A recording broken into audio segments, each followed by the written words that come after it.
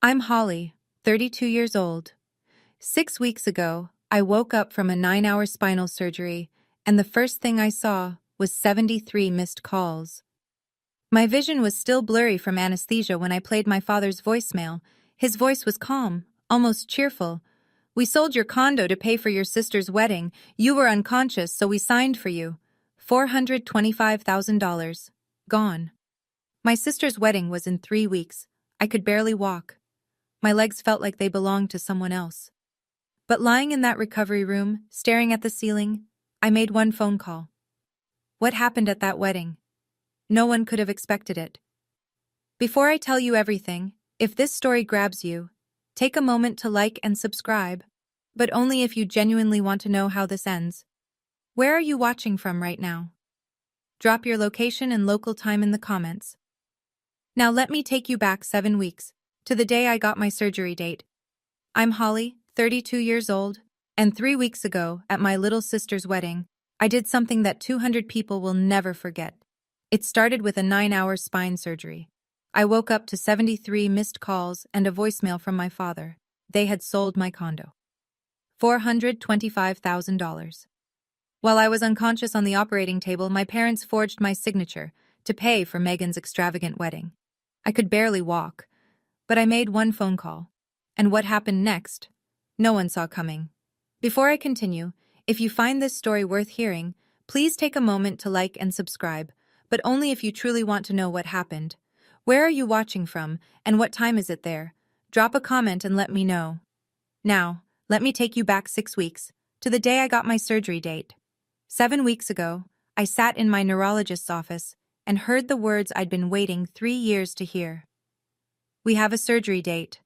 Herniated discs, L4 and L5. The pain had been my constant companion since I was 29. Some days I couldn't get out of bed. Other days I forced myself to work through it because bills don't care about your spine. Finally, relief was coming. March 15th, 9-hour procedure. 6 weeks of recovery. I called my parents that evening. My hands were shaking. Not from fear, but from something I hadn't felt in years. Hope. "Mom, I got the surgery date." "Oh, that's nice, honey." Her voice was distracted. I could hear Megan laughing in the background. "When is it?" "March 15th. I'll need someone to drive me home after." "March? Holly, that's right in the middle of wedding prep. You know Megan's getting married in April." I paused. "I know, but this surgery—" "You'll figure it out, sweetie. You always do." A muffled conversation then. "Megan needs me. We're picking out centerpieces. Talk later?" She hung up before I could respond. I sat there, phone in hand, staring at nothing. I wasn't surprised. That was the worst part. I wasn't even a little bit surprised. When I graduated college summa cum laude, my parents weren't there. Megan had an audition, a casting call for a local car dealership commercial. She didn't get the part. When I bought my condo at 27, my father's first words were, "Why didn't you help your sister instead? She needs money more than you need another investment." 32 years. I had learned not to expect anything from them. But I hadn't learned to stop hoping. Not completely. That was my mistake. Let me tell you about my sister. Megan is 28. She's been an influencer for 4 years. 12,000 followers, mostly bought. She's never held a job longer than 3 months. When she turned 21, my parents bought her a car. When I turned 21, I was working double shifts at a restaurant to pay my tuition. "Holly can take care of herself," my mother always said. "Megan needs more support." Support. That's what they called it. I called it something else. The week before my surgery, I arranged everything myself. I hired a home care aide for the first 2 weeks of recovery. I meal prepped. I set up a bed in my living room so I wouldn't have to climb stairs. Not once did my parents offer to help, but they called 3 times asking if I could contribute to the wedding fund.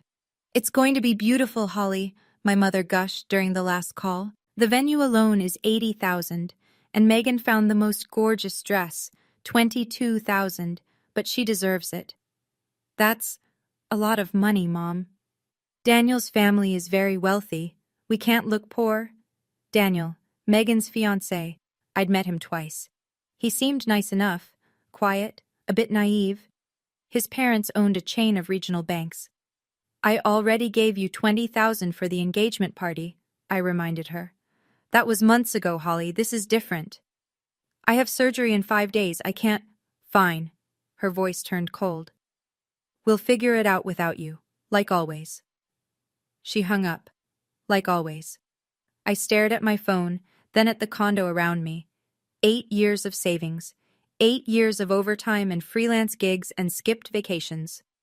This place was proof that I existed without their permission. I had no idea how much that proof was about to cost me. People ask me why I cared so much about that condo. $425,000. In San Diego, that barely gets you 800 square feet. A small kitchen, 1 bedroom, a balcony the size of a yoga mat. But that condo was never about square footage. When I was 12, my father told me I wasn't the pretty one in the family. That's okay, he said, like he was being kind. You're the smart one. You'll have to work harder, but you'll be fine. Work harder. That became my religion. I worked harder in school. Scholarships covered most of college. What they didn't cover, I paid myself. I worked harder at my job, climbing from junior developer to senior engineer in 6 years. I worked harder than anyone I knew. And when I was 27, I walked into a bank and signed papers that made me a homeowner. No one helped me. No one co-signed. No one handed me a check. For the first time in my life, I had something that was entirely mine. That condo was 8 years of my life, compressed into walls and windows and a tiny balcony where I drank coffee every morning. It wasn't just an investment. It was evidence. Evidence that I had value, even if my family refused to see it. And there was something else they didn't know. 5 years ago, my parents almost lost their house. $180,000 in debt, foreclosure notices, desperate phone calls at midnight. I gave them $30,000. Every penny I had saved for a down payment on a bigger place. We'll pay you back, my father promised. They never did. They never even mentioned it again. So when I went into that surgery, I had no idea my parents had finally found a way to take what little I had left. March 15th, surgery day. I remember the fluorescent lights of the pre-op room, the nurse checking my IV, the anesthesiologist explaining what would happen. Count backward from 10, she said. I got to 7. 9 hours later, I opened my eyes in the recovery room. Everything hurt, my back, my throat from the intubation tube. Even my eyelids felt heavy. A nurse smiled at me. Surgery went well. How do you feel? Like I got hit by a truck, I whispered. She laughed softly and handed me my phone. Your family's been calling, a lot. I squinted at the screen. 73 missed calls, 47 text messages. My first thought, something happened to someone. My second thought, Megan's wedding. Something went wrong with the wedding. I opened the voicemail from my father, sent 4 hours into my surgery. His voice was casual, almost cheerful. I would later learn they had planned this for weeks, finding a cash buyer, preparing the documents, timing everything to coincide with my surgery. Holly, honey, it's Dad. So we had a family discussion and, well, we've been working on something. We sold your condo, found a cash buyer a few weeks ago, very motivated, willing to close fast. We signed the final papers on your behalf today since you were unavailable. The money's going toward Megan's wedding. She deserves a beautiful day, and you weren't using that place much anyway, being single and all. You'll understand. Call us when you wake up. Love you. I played it again and again. $425,000. Gone. The nurse noticed my face. Ma'am, are you okay? Do you need pain medication? I didn't cry. I didn't scream. I just stared at the ceiling and breathed. In, out, in, out. Something crystallized inside me. Something cold and clear. I knew exactly what I needed to do. And it started with one phone call, but not to my parents. 2 hours after waking up, I called my father. My hands weren't shaking. My voice was steady. The morphine helped, but mostly it was something else. A clarity that comes when you finally see people for exactly who they are. He picked up on the second ring. Holly, you're awake. How was the surgery? You sold my condo. A pause. Ah, you got my message. While I was unconscious. Well, yes, we needed to move quickly. The buyer? You forged my signature. Another pause. Longer this time. Forged is a strong word, sweetheart. We just facilitated the transaction. You would have agreed anyway. Would I? Of course. Family helps family. What Megan needed, I said slowly, was $425,000 that didn't belong to her. It's not like that. His voice shifted, defensive, familiar. You have a good job. You'll make it back. Megan and Daniel are starting a life together. This wedding will set them up socially. It's an investment in the family. Dad, what you did is a felony. Silence. Forgery. Fraud. Theft. I let each word land. Those are crimes. You're talking to your father like I'm a criminal? His voice rose. After everything we've done for you? All those years of feeding you, housing you? You stopped housing me when I was 18. I've paid my own way since then. This is how you repay us? Repay you for what? For selling my home while I was on an operating table? He sputtered. I heard my mother's voice in the background, sharp and panicked. Holly, you're upset. We'll talk when you're calmer. He started to hang up. Dad, I said quietly, you're going to regret this. The line went dead. He had no idea how right I was. 20 minutes later, my mother called. Holly Marie Sullivan. Her voice was ice. What did you say to your father? The truth. The truth? She laughed, a sharp, bitter sound. The truth is that we sacrificed everything for this family. And you're lying in a hospital bed threatening us? Mom, you stole my home. We borrowed it. There's a difference. You forged my signature. You sold my property. There's no borrowing involved. Stop being dramatic. Her tone shifted to wounded, the familiar pivot. Do you have any idea how stressed I've been? Planning this wedding for months. Your father's blood pressure is through the roof, and now you're making everything worse. I closed my eyes. This playbook was worn thin. Mom, I just had major spinal surgery. I can barely feel my legs. And you're telling me I'm making things worse? Megan is getting married, Holly. This is the most important day of her life. Why can't you just be happy for her? I was happy for her before she took $400,000 from me. She didn't take anything. We made a family decision. Without me. You were unavailable. I was unconscious, she huffed. Same thing. You would have said no anyway. You've always been selfish. I let that word hang in the air. Selfish. 32 years of working, saving, asking for nothing, and I was the selfish one. Mom, I said softly, do you know who owns the house you're standing in right now? She paused. What? The house, where you and Dad live. Do you know who owns it? A confused laugh. We do, obviously. Are you sure? Holly, what are you talking about? You're on drugs. You're not making sense. I'll see you at the wedding, Mom. I hung up. 3 weeks. That's all I needed. The third call I made was to the only family member I trusted. Aunt Patricia picked up on the first ring. Holly, sweetheart, I heard what happened. Her voice was warm, but underneath it I heard something else.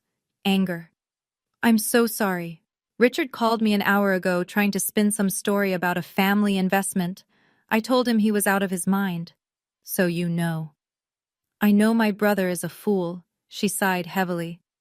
I warned him, Holly, years ago. I told him the way he treated you would come back to bite him.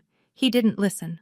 Patricia was my father's older sister, 65, retired accountant, and the only person in my family who had ever looked at me and seen someone worth respecting. Aunt Patricia, I need your help. Anything. Can you keep a secret for 3 weeks? A pause, then. What are you planning? I told her.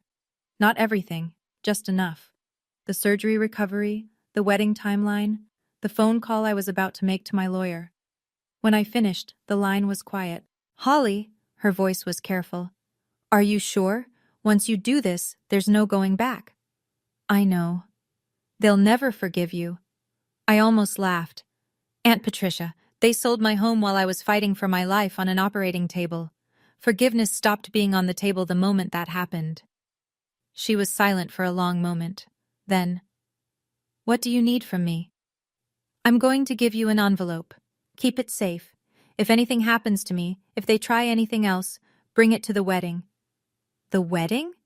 I'll be there, but I want backup. She let out a breath. You've always been the strongest one in this family, Holly. Don't let them break you. I won't, I promised. I meant it. Now I need to tell you something I've never told anyone. In 2021, I got a phone call from an old college friend who worked at a bank. Not just any bank, the one that held my parents' mortgage. Holly, I probably shouldn't be telling you this. Her voice was low, conspiratorial. But your parents are about to lose their house. They're $180,000 in debt, foreclosure in 60 days. $180,000. Even after the $30,000 I'd given them a year earlier, money they'd sworn was just to get back on their feet, they'd managed to dig themselves deeper. I remember sitting in my condo, staring at the wall. The same parents who never came to my graduation, who never acknowledged my achievements, who treated me like an afterthought my entire life. They were about to be homeless. I had a choice. Let them fall. Let them finally face the consequences of 30 years of financial recklessness. Let them see what life looked like without a safety net. Or I called a lawyer, a real estate attorney named Marcus Smith. I told him what I wanted to do. You want to buy your parents' debt, he said slowly, and then purchase the house, without them knowing it's you. Yes, that's unconventional. Can it be done? It could, through an LLC, anonymous ownership, legal, clean, invisible. 3 weeks later, I owned my parents' house. They thought some faceless investment company had saved them. They signed a lease to rent the home they'd lived in for 20 years, never knowing their eldest daughter was their landlord. Every month, their rent check went into my account. They had no idea. I didn't do it for revenge. Not then. I did it because, despite everything, I still loved them. I wanted them to have a home, even if they'd never given me one. But now? 4 years later, lying in a hospital bed, knowing what they'd done? That love had finally found its limit. 3 days after surgery, Marcus Smith came to my hospital room. He was a tall man, mid-40s, with the calm demeanor of someone who'd seen every kind of family disaster. He'd been my lawyer since the house purchase, 4 years of keeping my secret safe. I pulled the documents on your condo sale. He set a folder on my bedside table. It's worse than I thought. Tell me. They used a forged power of attorney. The signature doesn't even come close to matching yours. He showed me the paper. My signature looked like a child's imitation. The notary stamp is from a guy in Nevada who's been flagged before for rubber stamping documents without verification. Your father probably found him online. It's a federal offense, but these people exist. Can we reverse the sale? Marcus shook his head. The buyer is a third party, innocent purchaser. They had no idea the documents were fraudulent. Unwinding that sale would take years and wouldn't guarantee you get the property back. I absorbed that. $425,000. Gone. But, Marcus continued, you have options. You could file criminal charges, forgery, fraud, identity theft. Your parents could face serious prison time. What else? He paused, pulled out another document. The house. My parents' house. Your house. He met my eyes. You still own it. Free and clear. And their lease. He checked his notes. Expires on April 19th, 1 week after the wedding. I did the math. April 19th, 1 week after Megan's wedding on April 12th. So the lease expires 1 week after the wedding? Marcus nodded slowly. If you wanted to serve them with a notice to vacate, you could do it. Well, any time. They'd have 30 days from the date of notice. I stared at the ceiling. 30 days. There's something almost poetic about that timing, Marcus said carefully. For the first time since waking up from surgery, I smiled. Draft the notice, I said. I'll tell you when to serve it. 1 week before the wedding, Megan called. I was home by then, moving slowly with a cane, but moving. The pain was manageable. My head was clear. Holly. Her voice was sugar-coated poison. I heard you've been upsetting Mom and Dad. Have I? They said you threatened them, over some money thing. Some money thing? I laughed softly. Megan, they sold my condo, the home I bought with 8 years of savings. Right, she drew the word out. But that was a family decision. You're single, you don't need a place that big. It was 800 square feet.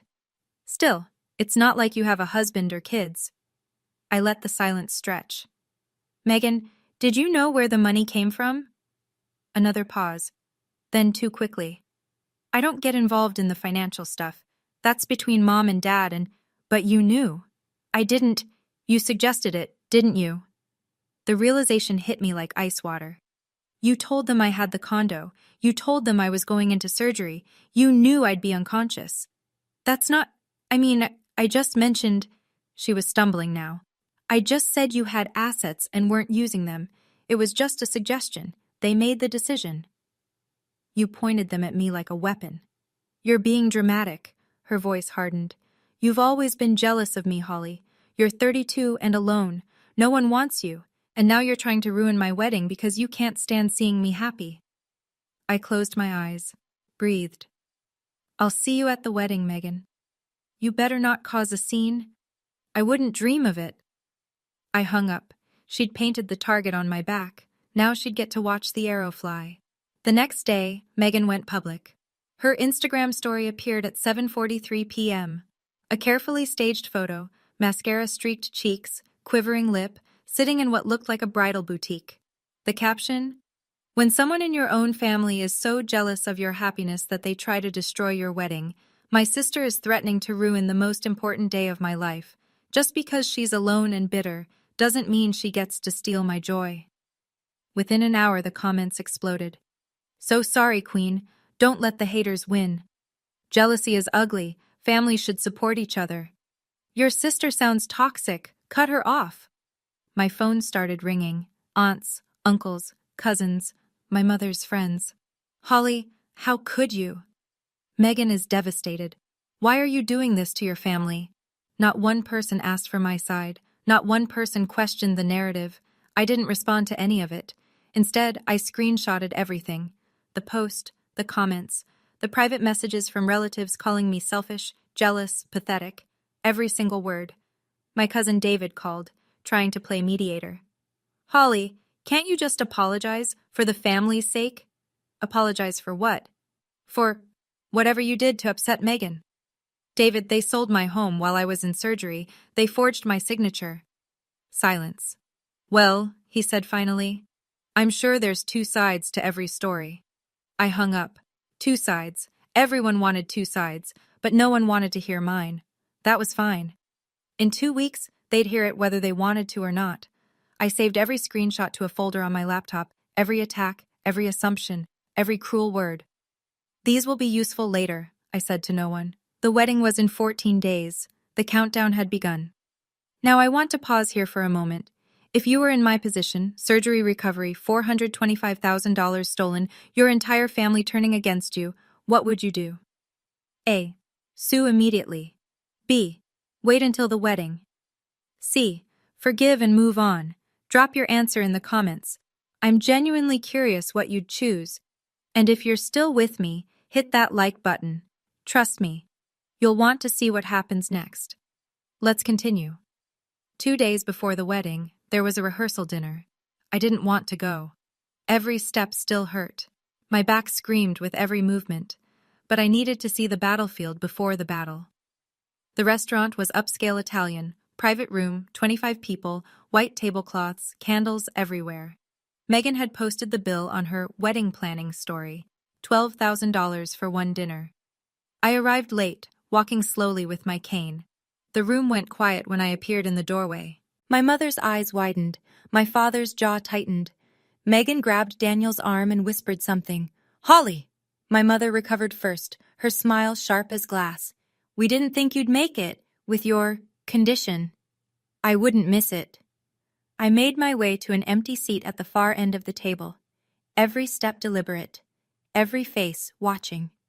My father stood to make a toast. Tonight, we celebrate family. He raised his glass, avoiding my eyes. We celebrate sacrifice. Everything we've done for our children. Megan beamed. This wedding represents our family's love and commitment.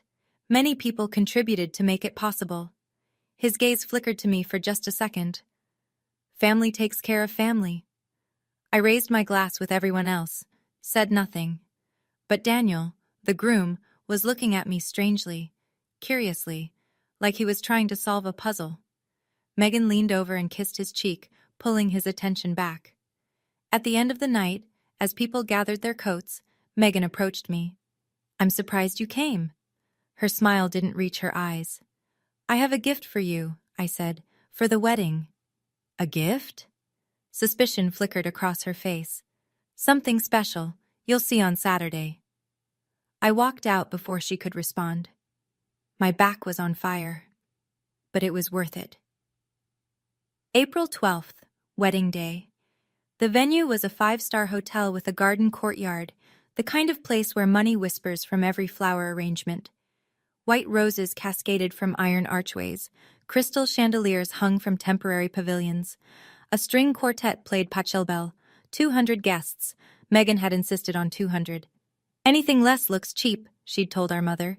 200 people to witness the perfect wedding paid for with stolen money. I arrived with Aunt Patricia. She wore a navy blazer. I wore a simple navy dress. A coincidence. Or maybe not. Either way, we looked like a team. We were. "Ready?" she murmured as we walked through the garden entrance. "Yes." In my small clutch purse, a manila envelope containing documents that would change everything. The ceremony seating was arranged in curved rows, facing a flower-draped altar. I took a seat in the very last row, the furthest point from the family. Patricia sat beside me. I saw my parents in the front row, my mother in champagne silk, dabbing at her eyes already, my father in a tuxedo that probably cost more than my first car, and Megan, walking down the aisle in $22,000 of white lace, a veil trailing behind her like a cloud. She looked beautiful. She looked triumphant. As she passed my row, her eyes found mine. A small, satisfied smile crossed her lips. I smiled back. Daniel waited at the altar, nervous and hopeful. He had no idea what his bride really was, what his new family had done. The officiant began the ceremony. When he reached the part about objections, "Speak now or forever hold your peace," several heads turned toward me. I didn't move. Megan's smile grew wider. "Not yet," I thought. "Not here. Your moment will come at the reception. In front of everyone. Where it belongs." The ceremony was beautiful. I'll give them that. Vows were exchanged. Rings were placed. Daniel kissed his bride while 200 people applauded. My mother wept. My father beamed, the picture of proud parents. I watched from the back row, my face neutral, my heart steady. Patricia squeezed my hand once. After the ceremony, guests migrated to the reception tent, a massive white structure with chandeliers, round tables draped in ivory, a dance floor that could hold 50 people. The head table was elevated on a small platform, bride and groom in the center, parents flanking them, a throne for the royal family. I found my seat, table 14, near the kitchen entrance, the table for relatives no one wanted to talk to, my companions, a great-uncle with hearing aids, a second cousin who was clearly drunk already, and Aunt Patricia, who had requested to sit with me. "They put you in Siberia," Patricia muttered. I expected nothing less. Dinner was served, filet mignon and lobster tail, $300 bottles of wine, a wedding cake that looked like an architectural monument. Megan laughed at the head table, her hand constantly touching Daniel's arm, claiming him, displaying him. My father tapped his glass. The room quieted. "Before we get to the toasts," he announced, "I want to say a few words about this incredible day." Here we go, I thought. This wedding represents everything our family believes in. Sacrifice, unity, love. He paused, his chest puffing out. "Many people made this possible. Our wonderful daughter Megan, our new son Daniel and his generous family, and..." His eyes swept the room, landing on me briefly. "Everyone who contributed to making this day special." Contributed? He actually said contributed. Patricia's hand found mine under the table. Not yet. Almost. My father continued his speech, his voice swelling with self-congratulation. Raising two daughters has been the greatest privilege of my life. Megan, he turned to her, eyes glistening. You have always been the light of this family. Your kindness, your grace, your beauty, inside and out. Megan dabbed at her eyes with a monogrammed napkin. And Holly. He paused. The room seemed to hold its breath. Holly is also here today, and we're grateful for her contributions.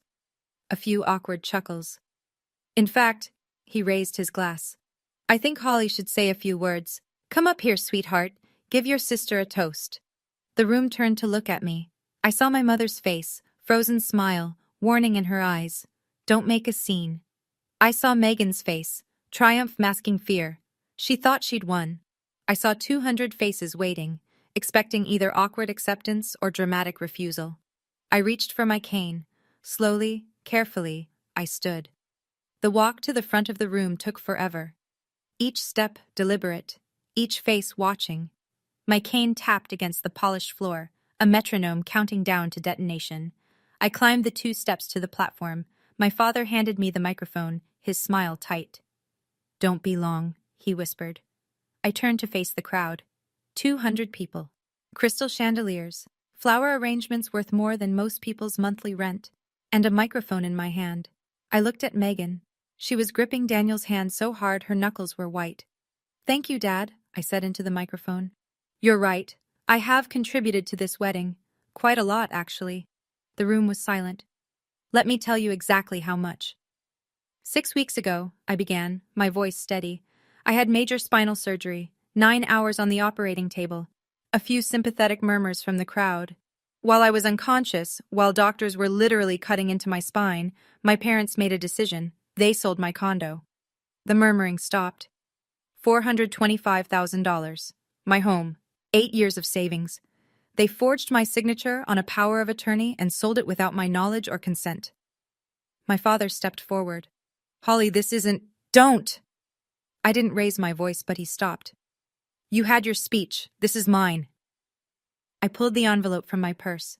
I have the documents, the forged signature that doesn't match mine, the fraudulent power of attorney, all of it. Gasps rippled through the crowd. Guests looked at each other, confused, horrified. But that's not why I'm here. I met Megan's eyes. I'm not here to ruin your wedding. I'm here to give you a gift. I pulled out a second document.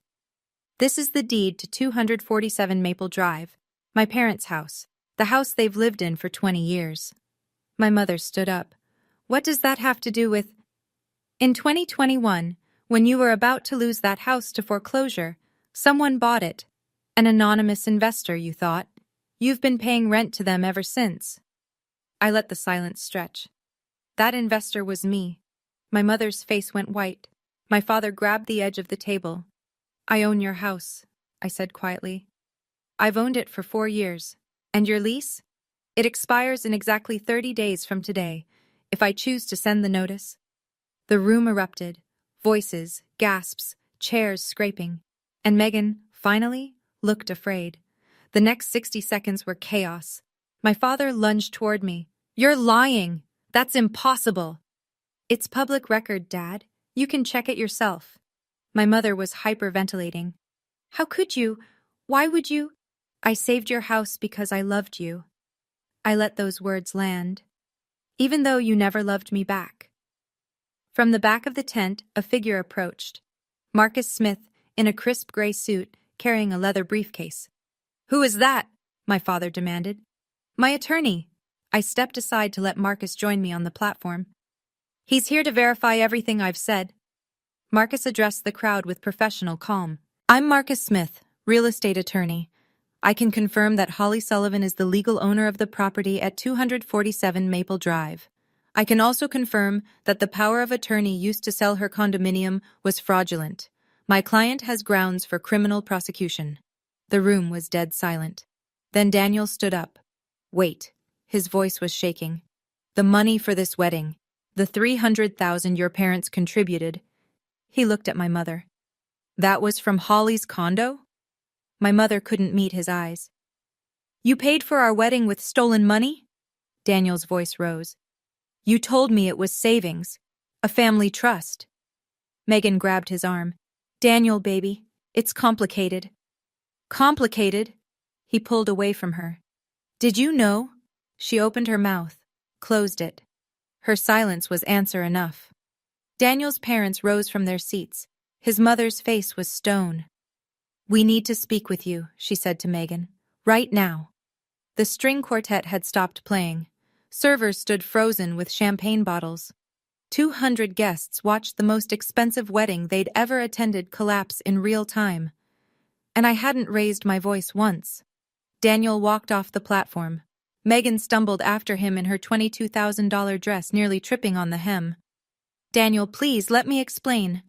He spun around. Explain what? That your family stole from your own sister to pay for this? He gestured at the tent, the flowers, the champagne towers. That you knew and said nothing? I didn't. I thought... You thought what? That it was fine because Holly was unconscious? Megan started to cry. Real tears this time, mascara streaking down her cheeks. I watched from the platform. I didn't feel triumph. I didn't feel satisfaction. I just felt tired. Daniel's mother approached Megan with the careful precision of a surgeon. We need to discuss some things, dear, privately. Mrs. Whitmore, please. Now. They disappeared into a side room. Daniel followed. The door closed with a decisive click. At my feet, my mother was still sitting at the head table, staring at nothing. My father paced like a caged animal, muttering about lawyers and betrayal. Aunt Patricia appeared at my side. It's done, she said quietly. Not quite. I looked at the crowd, the shocked faces, the whispered conversations, the phones recording everything. But close! I picked up the microphone one last time. I want to be clear about something. I didn't do this for revenge. I did it because the truth deserves to be told. And because... My voice caught, just for a moment. Because I deserve to be treated like a human being. I set down the microphone and walked off the platform. The crowd parted for me like water. No one tried to stop me. No one said a word. Outside, the spring air was cool and clean. It was over. Almost. Now, if you thought that was the end, you'd be wrong. What happened after the wedding, what Daniel discovered about Megan, changed everything. Before I tell you the rest, if you haven't subscribed yet, this is your moment. Hit that button. I promise you, the next part will shock you even more than what you've already heard. Drop a comment. What do you think Daniel did next? Now, let me finish this story. I didn't leave the venue right away. I sat on a bench in the hotel garden, watching the sunset paint the sky orange and pink. People drifted out of the reception tent in small groups. Some left immediately. Others lingered, gossiping in hushed tones. Several relatives approached me. Cousin David, who'd told me there were two sides to the story, couldn't meet my eyes. Holly, I didn't know. I'm sorry. I just nodded. Great-Aunt Margaret, my father's aunt, gripped my hand with surprising strength. I always said Richard didn't deserve you. Your grandmother would be proud. That one made me tear up. But the visitor who surprised me most was Daniel's mother, Sandra Whitmore. She sat down beside me, her Chanel suit somehow still immaculate despite the chaos. Holly. Her voice was cool but not unkind. I want you to know, we had no idea about any of this. I know. Daniel is devastated. She paused. He's questioning everything right now. I'm sorry, that wasn't my intention. Wasn't it? She studied me. No, I don't think it was. You just wanted the truth out. She stood, brushing off her skirt. For what it's worth, I think you did the right thing. A marriage built on lies was never going to last.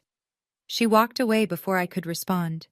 Inside the tent, I could hear raised voices.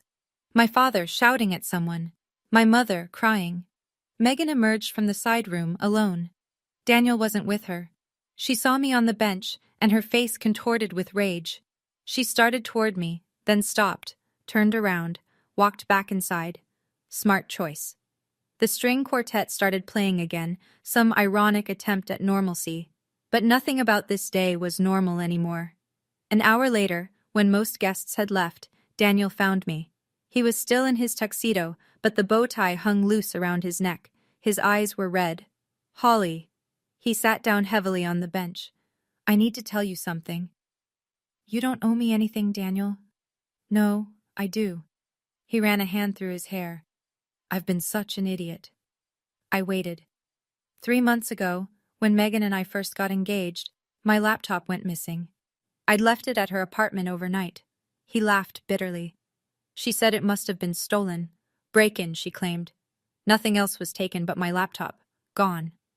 What was on it? Financial records, my family's holdings, trust fund details. He met my eyes.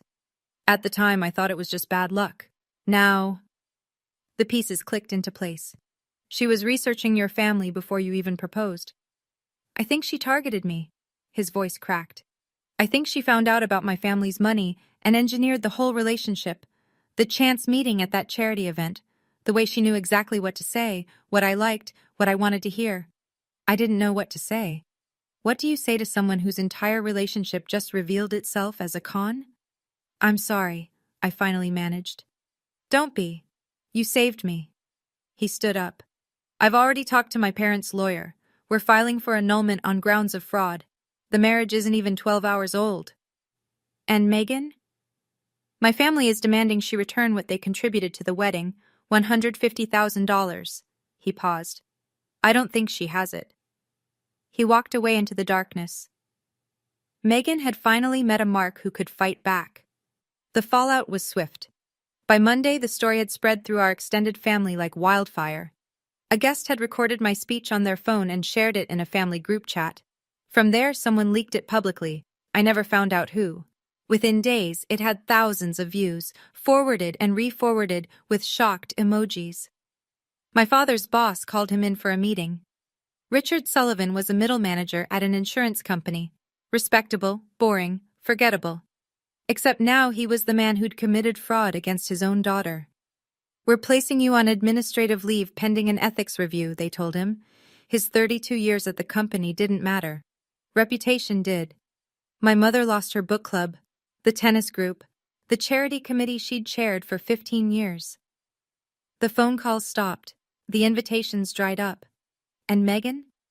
Her real Instagram followers, the few thousand actual humans among her 12,000, started disappearing. The bots she'd bought stayed, of course. They don't have consciences. Someone had found the wedding video and posted it publicly. Comments poured in. Imagine stealing from your own sister during her surgery. This is the most disgusting thing I've ever seen. Girl got exactly what she deserved. The annulment went through in record time. Daniel's family had excellent lawyers. Megan was left with nothing. No husband, no money, no reputation. 1 week after the wedding, she got her first job in 6 years. Retail associate at a department store. Minimum wage, commission-based. I heard she cried when she told our mother. As for me, I felt nothing. No satisfaction, no vindication. Just emptiness. I didn't want this. I never wanted any of this. All I'd ever wanted was to be seen, to be valued, to be treated like I mattered.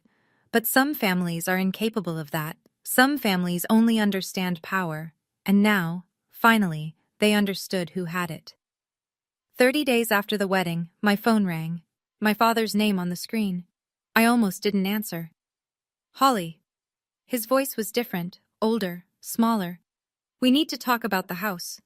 What about it? The notice says we have to leave. A long pause. We don't have anywhere to go. I'd sent the eviction notice the day after the wedding. Legal, proper. A 30-day window, just as Marcus had advised. That's not my problem, Dad. It is your problem. A flash of the old anger. You're evicting your own parents. What kind of daughter does that? The kind whose parents stole $425,000 from her. We didn't steal. You forged my signature while I was in surgery. That is the legal definition of theft and fraud. I kept my voice flat. You're lucky I'm not pressing charges. Silence. Please. The words seemed to cost him everything. Just give us more time. A few more months. No. Holly, you had 4 years. 4 years of living in a house I paid for, paying rent to a daughter you treated like nothing. I saved you from foreclosure, and you repaid me by stealing my home. We didn't know it was you. Would it have mattered? He couldn't answer that. We both knew the truth. 30 days, Dad. Find somewhere else to live. If you do this, you're no longer my daughter. I almost laughed. I was never your daughter. I was just the one you used when you needed something. I hung up. My hands weren't shaking. My heart wasn't racing. I felt nothing but the cool certainty of a boundary finally drawn. Some lines, once crossed, can never be uncrossed. 2 months after the wedding, I walked through my parents' former house. They'd moved out 3 days prior, a small apartment in a suburb 30 miles away. They'd taken everything they could fit. The house echoed with emptiness. I stood in the living room where I'd spent my childhood, the spot where the Christmas tree always went, the window seat where I'd read hundreds of books, the staircase I'd climbed thousands of times. Aunt Patricia stood beside me. "How do you feel?" she asked. "I don't know." I touched the wall. I thought I'd feel something. Vindication. Satisfaction. Something. And? "I just feel sad." She nodded. "That makes sense. You didn't just lose your parents. You lost the hope that they'd ever love you the way you deserved." I turned away from the empty room. "What are you going to do with the house?" Patricia asked. "Rent it out." I found a young couple, first-time renters, both teachers. They seemed kind. I paused. "The rental income will go to a charity, a foundation that helps women who've experienced financial abuse in their families." Patricia smiled. "That's beautiful, Holly." My recovery was nearly complete. I could walk without the cane now. The pain was manageable. My body was healing. My heart was taking longer. Megan had texted me once, 2 weeks after the wedding. "I hope you're happy. You destroyed everything."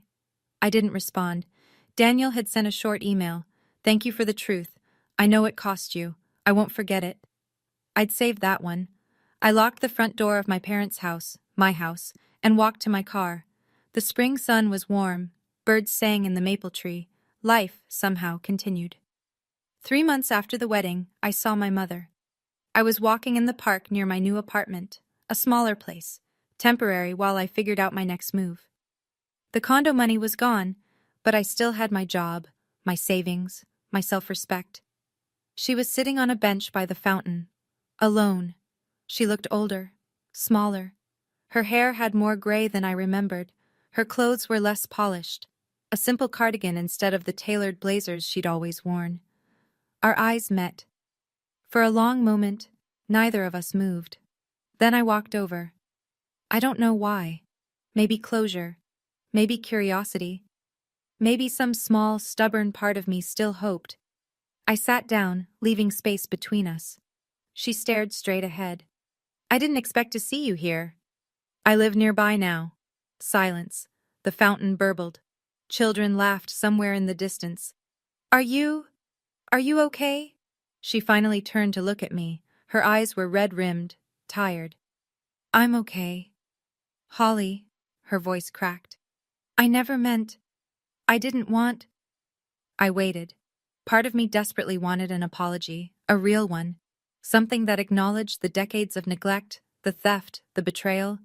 But she just shook her head and looked away. "You should go home, Mom. It's getting cold." She nodded slowly, rose from the bench, paused. "I wish," she started.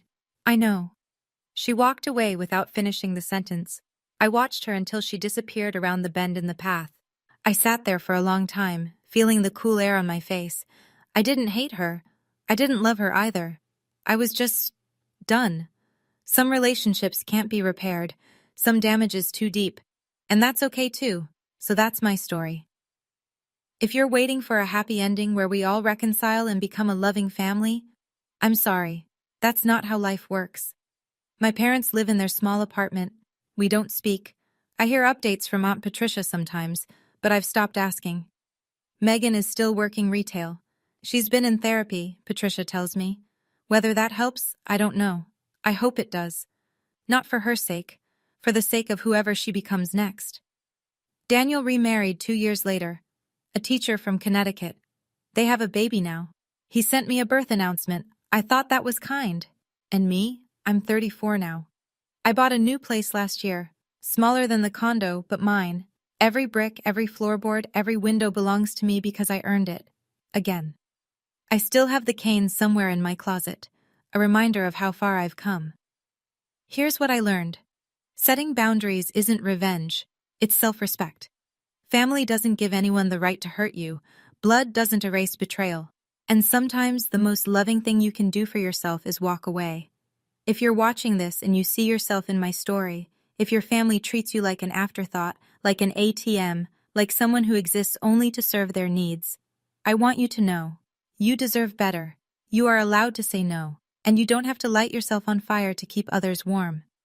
Thank you for listening. If this story resonated with you, share your thoughts in the comments. I read every single one. And if you've ever had to set a boundary with family, tell me about it.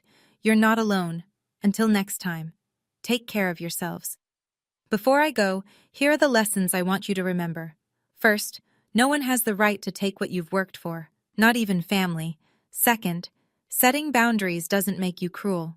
It makes you strong. Third, sometimes silence isn't weakness, it's preparation. Thank you so much for staying with me through this entire story. It means more than you know. If this resonated with you, hit subscribe and turn on notifications. I share stories like this every week. Check the description for more family drama stories. And if you have a story of your own, I'd love to hear it in the comments. Take care of yourself. You matter. And don't let anyone tell you otherwise. See you in the next one.